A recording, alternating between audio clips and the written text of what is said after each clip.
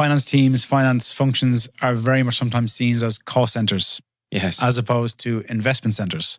And that's probably the biggest thing I've seen coming from Europe. It is starting to change, obviously now commercial finance, but quite keen to get your thoughts. Given that you are a commercial man, the ROI mindset, reclassifying cost as investment. So yes. One of the things I've always believed, right? We come to budget and there's always the expectation that I'm given a budget for a year. This is my authorization to spend. And I was like, guys, no, this is not, it's not an expense. It's an investment.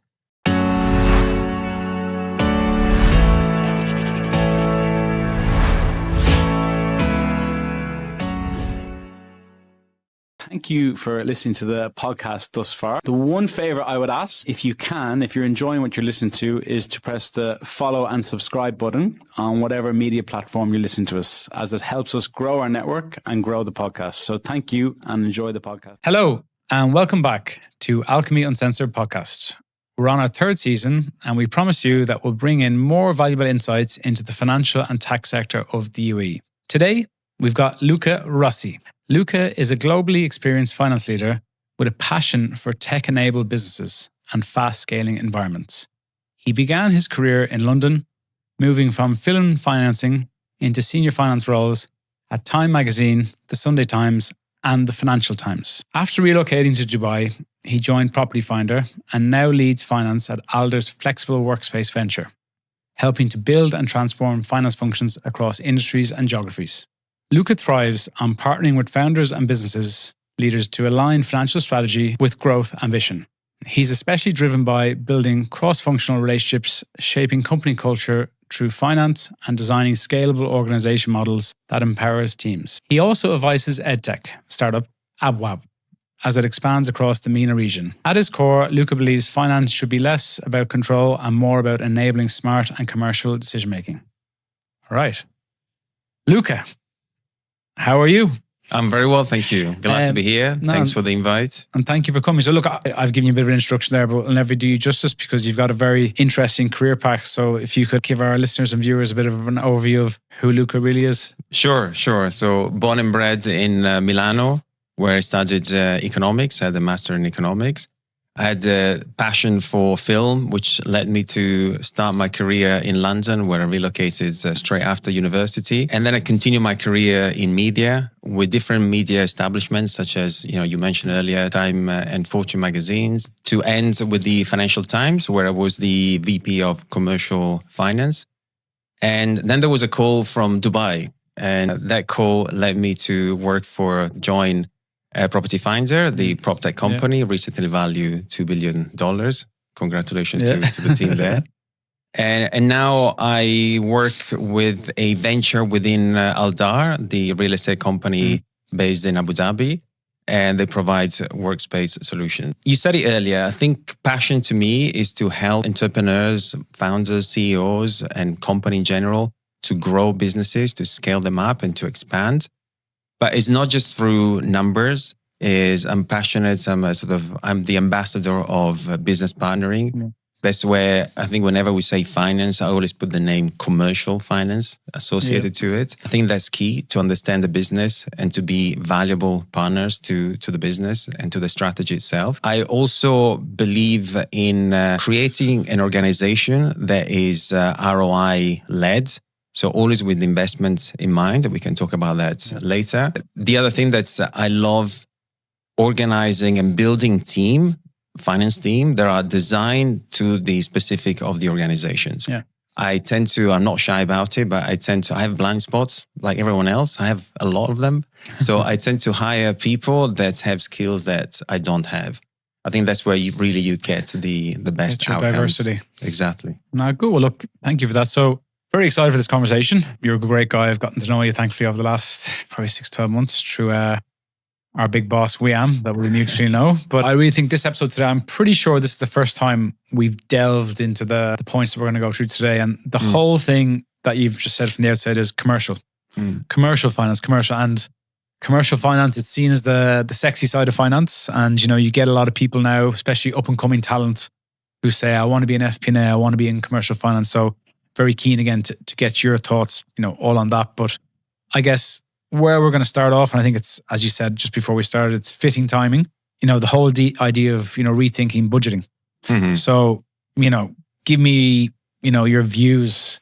It's budget season, I guess, now as well. So Yeah, exactly. I thought that timing was also good to talk about budgeting. Listen, I think budgeting can be a very important exercise, especially maybe with well-established companies. Is different because it becomes more of a tick box exercise. But I think in companies and organizations that are growing, I think it's a great opportunity to align strategy with the numbers, the narrative, and just across the entire management team. So I've always thought, after having done probably like 30 budgets in my career, that is something that you have to do and is quite painful. And you have V1 to V30. Then I sort of reset the button and I feel this is probably the best opportunity that we have to get together, right? And I remember when I was a property finder, I renamed the budget season as the summit, right? Is where just to highlight the get together. for example, for the younger listeners, who is coming together then? So coming together, usually you have the C-suite, so the founders, but in general the C-suite, and then you have all of the senior leadership. That's, I think, is where the real work needs to happen. And that's where the alignment is required. And some people talk about top-down budget, others about bottom-up. I tend to do a combination of both, which might sound a little bit inefficient. But listen, after being through 30 versions of the truth and having people that said, okay, I'm going to ask for 120. So then they're going to ask me to lower to 90. And so we get midway. I said, no. Put your anchor out. Exactly. Yeah. It's a game that probably I played too many times and I don't find it particularly entertaining, especially because it's more time that we need to dedicate. Yeah. So what I do is a combination of both. We start firstly with the top down. So top down allows the C-suite to really firm up their strategy, because we need the narrative first and foremost, and then to having some sort of helicopter view. So that's what I've asked him. Where do you want to land? Do you want to land in higher revenue? Do you want to land on better EBITDA or better EBITDA margin or free cash flow, right? I think those conversations needs to happen beforehand. Sometimes I've seen C-suite as, okay, you guys start and then I'll tell you what's going to happen, right? No. Let's just tell me where you want to be. Not, of course, in the very minute details, but that's why I think the top-down version really allows to empower the finance team to say, okay, I know where the leadership team wants to land, and now can have those conversations with the rest of the senior leadership team. So that's where the bottom-up starts. And that's where I always try to phase and to pace the budgeting session in that way. We're going to dedicate some time to the top-down and making sure there's a real alignment between the strategy and the numbers. Because otherwise it becomes like a financial audit exercise. Yeah. Right? And obviously, as you said, you're still a young man, but you've had 30 or so budgets in your lifetime. But talk me through a Luca in a 0 to 10 budget to 20 to 30 budget. Like, I guess, what did you learn? Like, how do you approach a budget now compared to a younger version of yourself? Absolutely. I think the first thing is preparation. There's always a calendar that we constantly miss, but at least you know where you're landing, right? And you always constantly keep an eye on it. I've used different tools depending on the team. Sometimes we use Monday.com to start. So just to put down it's like a productivity tools where we try to address all of the major issues. We prioritize. Then is setting expectations with the business partners, right? I think that's the problem. Because sometimes we are so tight with time that we kind of neglect the conversation with the business, which is the most important things that needs to happen. The other thing that I tend to do, which I've learned in the past, is that budget cannot be perfect. In fact, the budget becomes obsolete the moment you submit it, right? Yeah. So it's always a race. Sometimes I've seen in doing different version. Oh yeah, we've heard about the release date is going to be different, or now we heard that now this product is going to be released earlier. So guys, we need to establish a goal, right? An end goal, and that's the yearly, the yearly target. How are we going to get there? It's a version, but as long as everyone is aligned, then that's how you bring the flexibility. And that's the other thing that I learned in my budget cycles is that budget doesn't end when you submit it and it gets approved. It starts when it gets approved, right? So to me, just bringing budget to life, that is the most important thing. And then, because I'm quite intrigued, because I know in general, I would say from the outside, continental European candidates are a lot more strategic. You know, I think they are more commercially minded because when UK and Ireland, for example, it's very much about exams. It's about doing your qualifications. Same with India, Pakistan. It's very, very well. Continental Europe, it's more of a master's approach where I think you guys are a lot more into the commercial finance space. So the question I have is the key, as you mentioned, business partnering, building relationships. And obviously the point for someone who's up and coming is said, oh my God, I got to speak to this person. And they're very domineering or they're very alpha male. Yeah. And, you know, how have you found in your career, you know, is it all about building those relationships in the lead up to budgets in the year's time? Have you felt from being in a business, building relationships with the C-suite, with all the important people in the business? It's such an interesting point because I do keep, when I talk about business partnering and creating those relationships, I remember at the Financial Times, we, on purpose, our team was, I decided to spread the team across the building, right? So I wanted every team to be close to the business spies we represented. Well, the spies, partners, right? With the caveat, guys, there is in that corner probably a cumulative 120 years of marketing expertise. Don't become a marketeer, right? You're always going to be a finance person trying to help the business. And that's to me was almost the not the secret, but the way to get into building those relationships is by helping people by solving problems that they have. The control that comes with the authority of saying, I'm now in charge of, you know, compliance. I'm now in charge of making sure that you're the person who says no. You know, I think it's more the controller approach. What we say is not no, it's just trying to understand what we're trying to achieve and then coming up with solutions, right? Alternative solution. So we should never say no.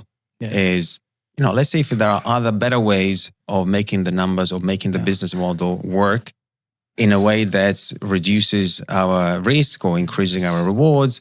So it's that element of building that conversation. But as you said, to your story there about the Financial Times, that was back in the day when there was no COVID, there was no remote working. And it just proves the point in this day and age where, you know, if you want to be a CFO or a commercial finance director, you need to have those relationships because, you know, if you are hell-bent on just working remotely, not making relationships, not going for coffees with other people, when it comes to these tough discussions, which they are tough discussions, you know, because you're working with people who have different agendas. You have your agenda there and you have to sort of meet halfway. And again, it just really cements, you know, for finance professionals who want to be business partners, you know, your case in point, that is about those relationships. Exactly.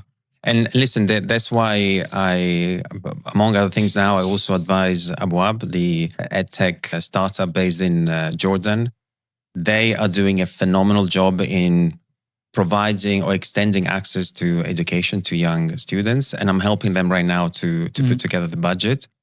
One of the things that keeps stressing is once we can do the budget remotely, we're talking about the bottom up, but I think there needs to be that element of that connection, right? I think one of the things that I always find it's quite surprisingly repeating in every single organization is the way some teams think in silo. It's a lot easier, right?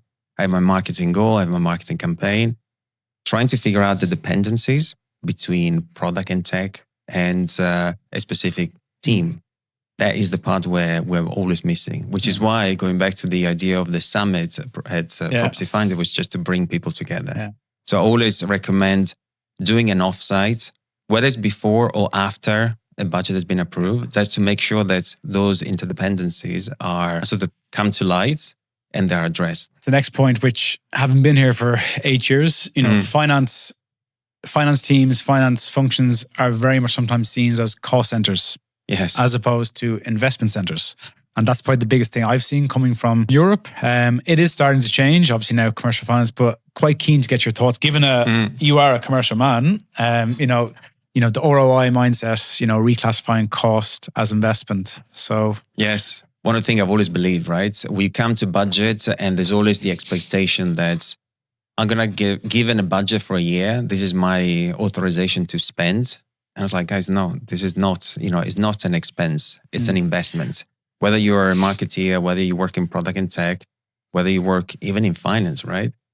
When you set the budget is based on expected return, right? You got to spend money to make money. Exactly. That's very much my view. But you need to have clear what that return is, right? And at the same time, I think is also bringing the flexibility, talking about the budget coming to life, that throughout the year, once you get into the new fiscal and financial year, you need to make constantly sure that trying to understand the variance and trying to see whether or not there are areas where you're under-delivering or perhaps you're overperforming.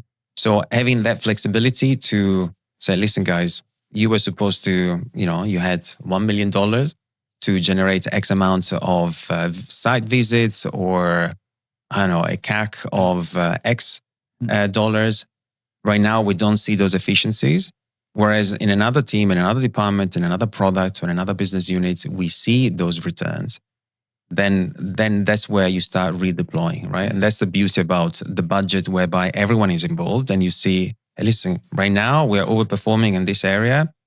We need to take money and put and redeploy where we get the best return. And you've worked in massive organizations. You came here, you work for obviously a massive company as well. But for someone who's working in the UE right now, agrees with everything you're saying, but however, there's just resistance. The mindset is different from the founder, or it's historically just been, no, it's cost.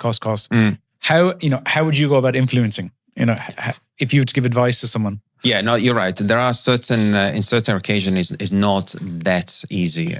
But I think by solving problems and helping teams to do something they've not done before, I think that's where you start slowly from within, right? Changing mindset is very, very difficult. Yeah. It's never from the bottom up. It's always from the top.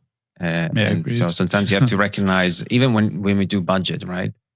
I go into an organization where budget is very well structured, and I know there's very little chances of being able to influence. But then I decide maybe I can stress more the narrative. So I start building the narrative around the numbers.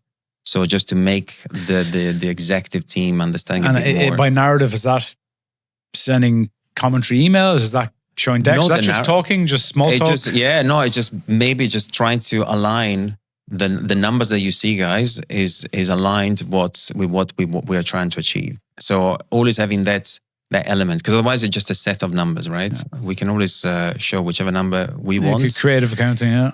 But exactly, but it's also, I think it's also telling the story with the numbers, which is why that alignment is difficult sometimes. But when it happens, it's where you have the good results. And look, you're obviously a confident man, but have you always been confident? Have you always been good at storytelling? Because the biggest challenge I see for the up and coming finance talent is that everyone's saying AI, this, those controllership responsibilities might be taken care of. So where the future is on forward-looking, it's on subjective areas within finance, influencing. Was it a case that you're always just confident, or was there? Of course not. Yeah, of course not. I think we're not very, in general, finance people, because of the nature of the job, there's a confidentiality, there is being a little bit introverted into the numbers. So we tend to stick into our own room. But I think it's just constantly forced into ourselves. I said to the team here, so guys, if I see a member of the business getting into the finance and accounting room, is always bad news. If I see people from our team getting out of the accounting and finance room and talking to the business, that's what I want to see, right? It's just really pushing yourself, pushing your boundaries to be able to start establishing those relationships. And again, helping, that's the best way to build that relationship. Controlling certainly is not the right way. Sometimes it is the only way that you have. And don't get me wrong, commercial finance doesn't mean that you can just focus on the fluffy stuff. You need to have your core finance being completely set. Otherwise, there's no point in even talking about commercial finance. If you don't have the right accounting system, if you don't have the right processes, if you're not mapped those processes, there's no point in talking about commercial finance, right? Because we need a robust infrastructure, and the robust infrastructure is provided by systems and the good core finance team. Yeah. And I guess it leads us on to our next sort of topic is around, humanizing finance, communicating with non-finance people. As you said, you are happy to see your team leave the room. Yes. And once they leave the room, there is non-finance people.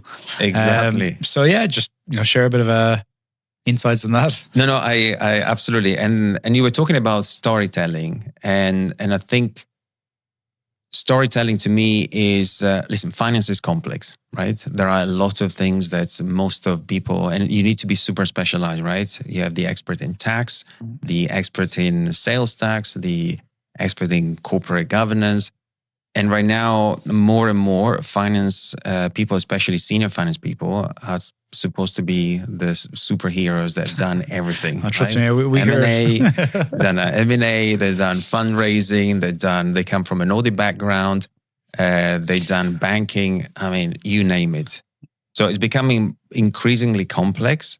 But then at the same time, doesn't mean you have to translate that complexity to your business partner or to your executive team. And that's the challenge, is being able to work around the complexities, but make those complexity in simple terms, right? And that's probably the challenge of the story. It comes all back to the point. It's, your public speaking, it's building the relationships, because at the end of the day, you can have all the thoughts in your head, but if you don't get out, put yourself out of your comfort zone, you're never going to get the results. And I guess there needs to be a bit of a psychology as well in it, because you know, if you're dealing with someone within the business who is just telling you what you want to hear, not what you need to hear, you need to be able to call them on it as well. Absolutely.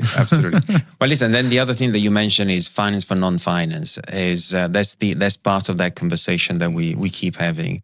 That was something that I started doing. You talk about public speaking. So just simply organizing within the team presentation, whereby somebody from the team talk to the other team members in a relatively safer environment about their success or their challenges or their improvements. This is a way to start. We also, and I've been doing it before in the UK, and we started doing it here, is like masterclasses, where we invite an entire organization and somebody from the finance team will present a simple concept, how to read the P&L. Or what do we mean by ROI? How do you calculate margins? The difference between cost that you see in the P&L, expense, an invoice, and a purchase order. So these are all things that will allow the non-finance community to get closer to us, and also it's a win-win, right? They understand better what they're doing. I think everyone wears their own glasses with their own lens, their tinted lens, whatever you want to call it. The area which I know when we spoke before, which in UAE, I think is the most refreshing point in the world, because anyone who's been in the UAE knows that there is sometimes a bias when it comes to hiring, where you have certain companies that are very traditionally from one nationality, it can be from all over the world, but we notice with hiring managers that they like to hire the same person as themselves. They want to hire the same person. They went to the same audit firm. They went to the same background. Well, you have a different approach in this. Very true. Listen, the tendency of hiring mini-me's is always there, right? And it makes you more comfortable. You start usually much quicker because there's no adjustment, right? You just hire a person that very, very much thinks and behaves like you. We see it every month, trust right? me. Whereas more recently, I start sort of hiring people that are very complementary to what I bring, right? So usually they bring a skill set that I don't have. It doesn't make it necessarily easier, because sometimes it comes also with a skill set is a reflection of your personality. Yeah. So sometimes there are personality friction, but I tend to push those in a corner, right? And trying to work more on what is actually this person bringing to the team. And that's what you can actually empower, right? Because the minute you have mini-me's, you assign a task or you assign a role, you're always going to be there's a tendency of micromanaging, right? Mm-hmm. Whereas if you know that this person knows a lot more than you do, and you're now empowering, and you keep saying, by the way, completely, I'm not expecting you to do from end to end. Continue to use me as a way, sort of bounce back ideas. We can meet on a regular basis, but you let the person leading it. because that person will know more than No, trust me, you do. that's so refreshing because I've been here for 8 years. Obviously our job is to place someone, and for certain clients, this is what they want. The rest, forget it. But yeah, that's great to hear. So I guess points one to move on to now is from finance ops to finance intelligence. What is give me some insights on that. Well, specifically on that, I want to talk about innovation, right? Yeah. Innovation, I think, is not just bringing new software, and these days there are a multitude of software available, where I don't think no longer having one ERP that solves all your issues. They tend to be expensive. They tend to be customizable, but you have to pay a lot of money. Whereas right now there's much more of a modular approach, right, to managing your finance ops. The other thing that we tend to sort of not look at is, okay, we need to go outside. We need to buy the new package, the new software, Sometimes it's also helpful to look inside and see what we have and trying to leverage of the working knowledge of the specific system, right? I'll give you an example for Power BI, right? I'm always a believer of self-serving in terms of data and reporting. Some people are afraid of doing that because, say, I'm finance, I hold all the information, and you have to come to me before I release the information. So at the end of the day, you spend hours producing reports, same numbers, but different views. The minute you have a business intelligence tool, such as Power BI, for instance, which what we use in my current organization, you then start introducing the self-serving element, right? Democratizing data. So we decide which data we want you to have a look at, but then you can do whatever you want, right? You can select it by month, by product, by quarter, by year. So it becomes a lot more easier. And we've talking about innovation. A guy in my team, Fahad, came out with the idea of actually using Power BI to do our budgeting exercise, which I'd never seen before, right? You can still, and I think that's the beauty, was to be able to continue to do our financial modeling on Excel, because let's be honest, it's probably at this moment, Excel is still the king. It's still the most flexible tool that we have. When it comes to handling data, is a disaster, right? We had hundreds of thousands of rows that we're able to extract and put it in a Power BI environment. And that, listen, we were able to, before, I remember the year before, last year, opening a file would just take minutes. It kept refreshing, it kept crashing. It was a nightmare. Whereas right now with Power BI, you still have control of the model and the drivers and the dynamic between the drivers in Excel. So you can explain your individual questions there. But when it comes to transforming the data, doing the consolidation, there's no need to stay in Excel, right? So that I thought was a great idea that came from a team member, but using the existing technology that we had. The biggest thing I found is that nobody likes change, and especially in ERPs. And the honest reality of this part of the world is that, in general, in Europe, sometimes CFO is a job for life. A guy, he or she will be with the company 10, 15, 20 years. The reality of UE, it could be 1 year, it could be 3 years, Very true. And you've got, let's just say we have Luca with his views, and he says, I think we should get this system.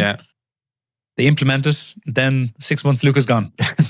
So then whoever comes in next is like, no, I want it. And that's the challenge. And if you look in general, it might be the same in India as well, or Pakistan. But my only view on this is, having recruited in London, CFOs, they're there for a long time. They get a good pension, they stay there. So they can go through these transitions a lot easier. But Luca, that's went very quick. You'd be surprised again how quick that's went. But what I want to close on is a few questions, getting to know you a little bit better. What advice would you give to your younger self? To my younger self? Listen, the one thing I would constantly say is be curious. Be curious about the business you're in, because without, and I keep talking when I select a company I want to work for, I keep reminding myself of the 3 Ps, and the 3 Ps stands for products. So it means that you're going to have to work for something that I have passion for, and I truly believe in it. Profits, in the sense that the company needs to have something that is sustainable in the long term. Even charity, right? Charity has in mind to reinvest their profit. If it becomes a burning resources, then you stop having the elements of adding value, right? Mm-hmm. Whereas I think the value generation is super important. And then finally, people, right? So people to me is the company culture. Yeah. And that's what really makes or break your success in a company. So maybe it would have allowed me to make certain decision a lot quicker. Of course, opportunities comes, and sometimes you have an influence, sometimes you don't. So on those things, it's difficult to have a say. But sometimes having clear in your mind about what you want to get to allows you to fasten that road, that journey. And one word that would describe your life right now. My life. Oof. Energy, right? Moving to the UAE allows me to understand how energy at every level of the organization and every level, whatever you do, right, is the vibe that you get out of this city and this place. For a middle-aged man like me, is energizing. You're a young man. There'll be viewers. You look a lot younger than me anyway. Well, actually, one final question I want to ask as well. Listeners watch the pod, they'll look at your LinkedIn. And the thing that really hit me was the size of the companies you work for. You've worked for, some of the biggest names out there, especially in London, and obviously over here now, Aldar. What got you those jobs? Were you just a very good interviewer? Obviously, you had a skill set, but, these are big jobs that you got. And it's just more because, look, we've got so many job seekers in the UAE, people wanting to come here. But again, just you mightn't have the right answer, but I'm just more intrigued because, your CV is big company. How did you go about that? Well, I think it was more... Yes, it was big company, but that was the results of the traumatic experience in the film finance industry, whereby you have very little company, which was super exciting at the beginning, but they just disappear, right? Very quickly. And that's the nature of film business. So they sort of realize I need to really attach... need to get out. Right? I need to really attach my name to some big companies. But again, it goes back to your goal and having in mind the company you wanted to work for. I remember in London, I used to walk past by the Financial Times and I was like, I wish I could work there. So the opportunity never came up until one day I was chatting to a good friend of mine and just, hey, listen, they're looking for a job. I don't think it's for you, but there is a job opportunity there. And that's how it started. And I think the hiring managers, because it was like a month-long process. Yeah, okay. But they could see the excitement in my eyes, and that's what you manifested really, it. You exactly walk past it every day, and then walking past every day, and I was like, I want to be there, right? So sometimes it takes a little longer, right? Because but you got there. But yeah, then you got there. So I think this is the combination of being determined about what you want to achieve and the right opportunity at the right time. Perfect. Well, look, grazie mille. That was that was piacere mio. A brilliant conversation, Luca, and thank you so much. And it's been a pleasure getting to know you, and look forward to getting you back on again very soon. Thank you, Conor. We hope you enjoyed this episode. Make sure to subscribe to our podcast. See you on the next episode. Thank you.